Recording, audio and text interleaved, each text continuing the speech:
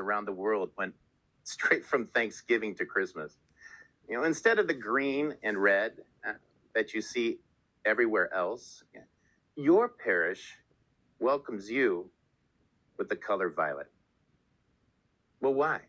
Well, you see, instead of launching straight into Christmas, we recognize that there's another season in between, a forgotten season, the season of Advent.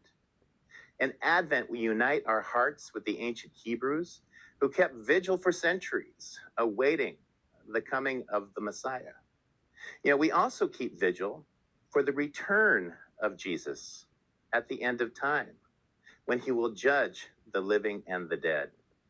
It's a season to reflect on the fact that we are mortal and our time is limited, that we are sinners and we need a Savior. My friends, as hopeful as we all are for a blessed Christmas this year, let's stay in Advent for a bit. Advent calls us to pray and reflect and perform simple acts of kindness. And reflect on the color violet at church this Sunday, for it's the color we see on the horizon just before dawn. That light on the horizon is a person. His name is Jesus, and he's coming soon.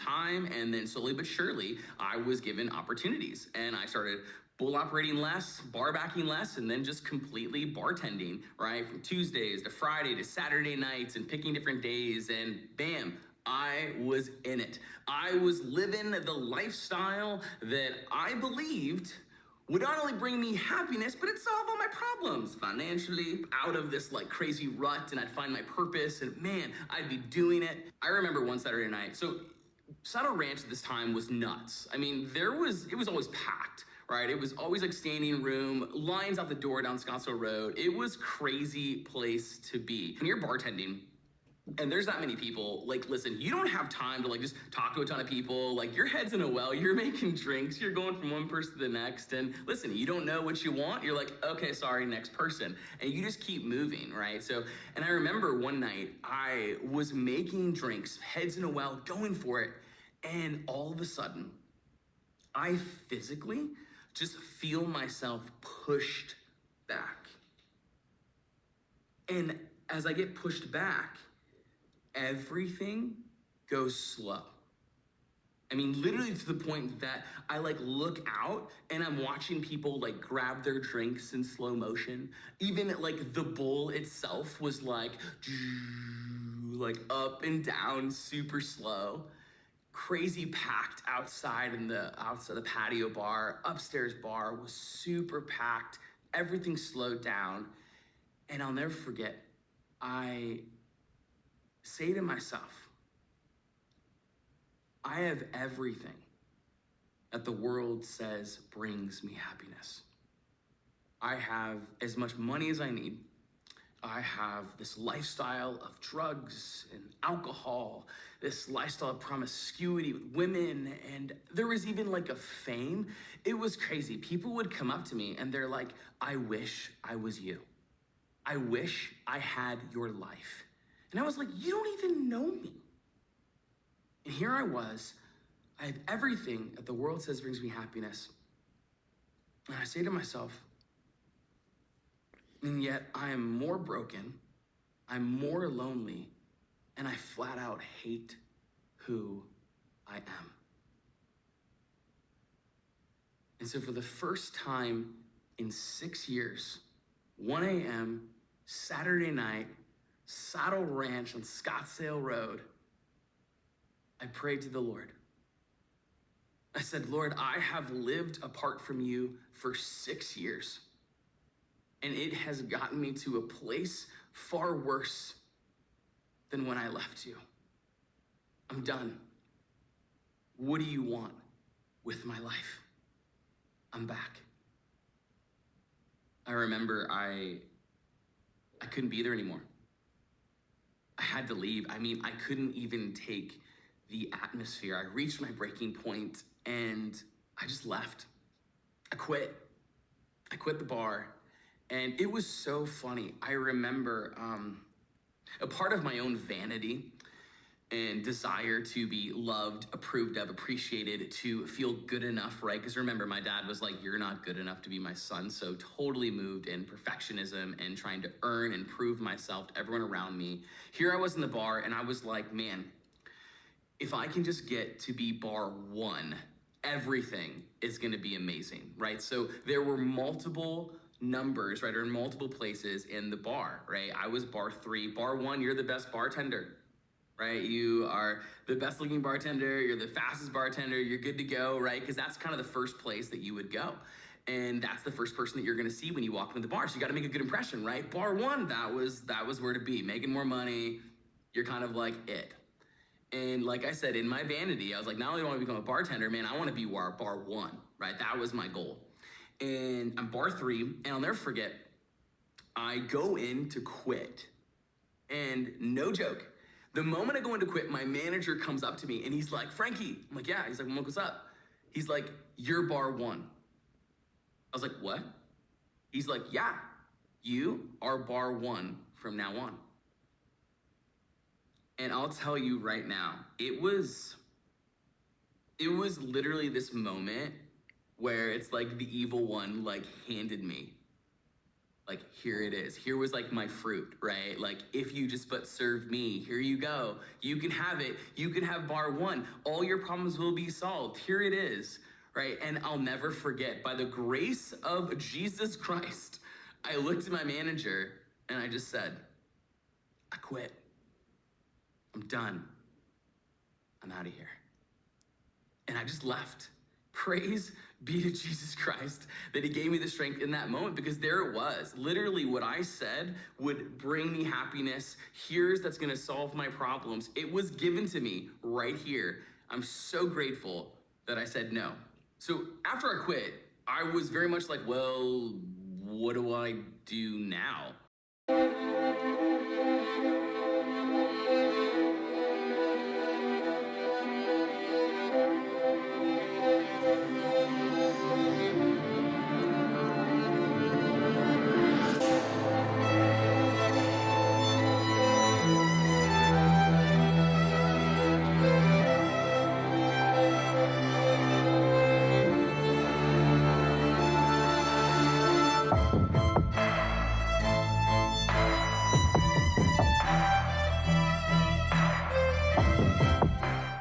Clap. Hi, my name is Father Mike Schmitz, and this is Ascension Presents. So I don't think it's too much of a stretch to say that we're in the midst of a bit of a crisis. In fact, you kind of pick your crisis right now.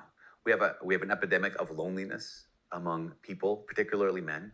We have an epidemic of meaninglessness among so many people, particularly men.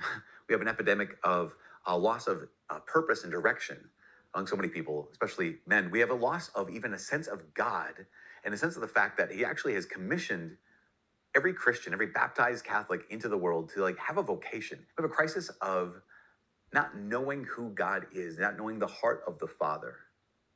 And this is not just situational, not just occasional. This is kind of pervasive. It's cultural. So in this kind of world, sometimes we can be tempted to just say, oh my gosh, what do we do? Can't do anything. But there are some people who recognize these things, right? There's some kind of people who come among us and they're like, you know what, you can do something about this. It doesn't have to be overly complicated. It doesn't start with a massive movement. It doesn't start with an organization. It doesn't necessarily even start with, like, here's a new rule. A lot of times what it starts with is an individual. Maybe it even starts with a group of friends who come together and say, can we do something, not massively huge, but can we do something small in my own life? Can I do something small in my own life that will remedy some of these things? You know, a bunch of years ago, there were some young men, they were seminarians. Some of them seminarians have gone on to become priests, and some of those men discerned out. Some are single, and some are married now with raising families. But these young seminarians, these young men with maybe a priest or two kind of guiding them, they recognize this crisis. They recognize that here we are in a seminary full of men, but we don't have any real close brotherhood.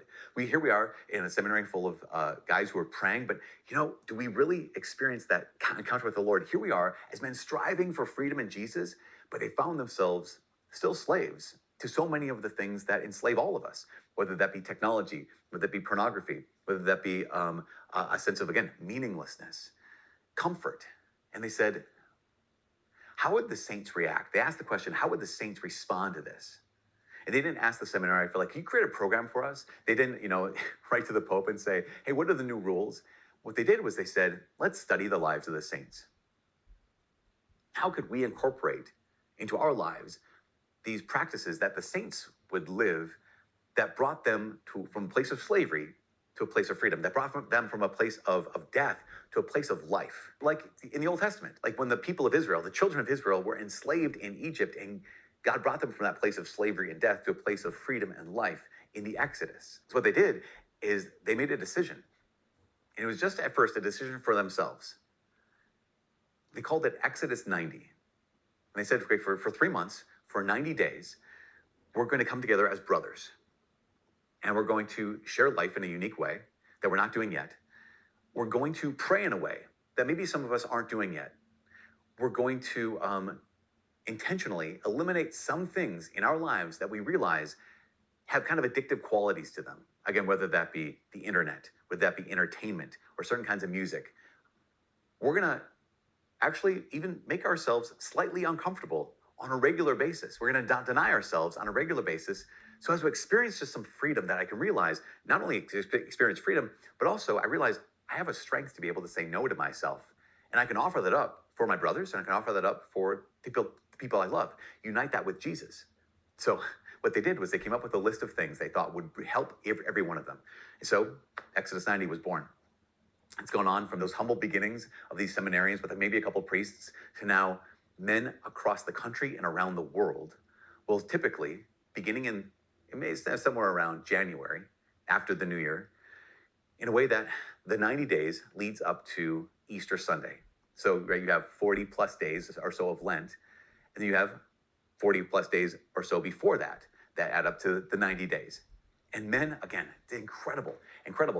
Men from high schoolers to grandfathers have come together, from single men to married men to priests to seminarians, like all these people and everyone in between have come together and said, okay, here's what we need to do.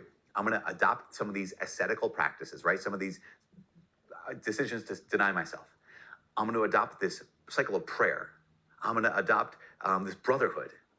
And these are going to be kind of the buckets. These are going to be kind of the keys that I'm going to use to have that journey from slavery to freedom, a journey from sorrow into joy, even if it's a little difficult. So what are some of the practices? What are some of the practicals they would do? Well, on one hand, they would say, okay, this is the big one for so many people. We're going to take cold showers. Now, when they first came out with the literature, they said cold or lukewarm showers. So since I remember that when I first read it, I'm like, I'm doing the lukewarm showers. I know at the same time, just cold showers. Cold showers, whenever you take a shower, it's cold. Also, there's days of fasting, Wednesdays and Thursdays. So they would have the normal, like 2 small meals with 1 regular size meal, with no snacking in between for those 90 days. No sugary drinks or no pop, or in other places of the world, they call it soda pop. Other practices, abstaining from meat, I think on Wednesdays and Fridays. There would be practices about identifying some of those snares for a lot of guys, whether that be entertainment or music or internet. And they said, okay, so no entertainment, no music unless it lifts the soul to God, and no use of the internet unless I need it for school or for work. That's just limiting this, because why? Because we're so distracted, we're so distressed by all these things. They also said, you know what, as men, we want to be strong. So there was a commitment to a certain number of hours of working out, exercising per week. Also, the striving after 8 hours of sleep, which is really remarkable. Again, that's about punishing oneself. It's about living in a healthy way, like living freedom. To be able to go to sleep on time is a gift, but it also takes a lot of self-control. In that, there's also times for prayer. I think it was something like 20 minutes a day, that's all. Reading through their reflections, the book of Exodus, and some reflections on the book of Exodus. If you can go to daily mass, to do that. If you can pray rosary, to do that. And then lastly, something that people often miss is this is not just about like white knuckling something. It's not about like, can you do it? Can you survive the 90 days of Exodus 90? That's not what it's all about. It's yes about some freedom. It's about like growing in your prayer life. Yes, it's about being able to say no to myself so I can say yes to the Lord. And yes, it's about offering up some sacrifices for the people that I love and for the salvation of the world. But also there's this thing called brotherhood. So every Exodus 90 person has an Exodus 90 group or a fraternity, some brothers that they're meant to check in with on a regular basis, at least once a week, with even some fun things they would do, like in a social way, where they're not just like being honest with each other, although that's very important, but also kind of sharing life with each other. Sometimes people, when they miss that part. They can do like the penances, and they can do the cold showers, and they can hopefully go to sleep for 8 hours a day. But there's something about, okay, will I be honest and vulnerable with the men in my Exodus 90 group? That brotherhood. Remember, as I said, there is a crisis of loneliness, crisis of friendlessness, crisis of meaninglessness among so many of us, men and women. Exodus 90 is when a man realizes, that's part of my life. I can do something about this. I don't need someone else to make a program, but here is the decision. Because Exodus 90 isn't really a program as much as it is an opportunity. It's an opportunity for men to come together and say, we're tired of being slaves. We want freedom. We're tired of living a life of meaninglessness. I want purpose. I'm tired of living a life isolated and alone. I want brotherhood. So here's my invitation. This upcoming January, or actually before January, my invitation is to start putting the word out. Maybe even go to exodus90.com and to check out their website and to see, hey, are there any guys in my life who would be willing to take this journey of 90 days with me, 90 days of brotherhood, of prayer, of asceticism, 90 days of freedom, 90 days toward freedom, and to ask some of those guys. Now, it can be daunting, but you don't have to be daunted. It might seem extreme, but listen, it's not extreme. It's basically living, I mean, we really think about this. All those penances, all that asceticism, it's not going to hurt you.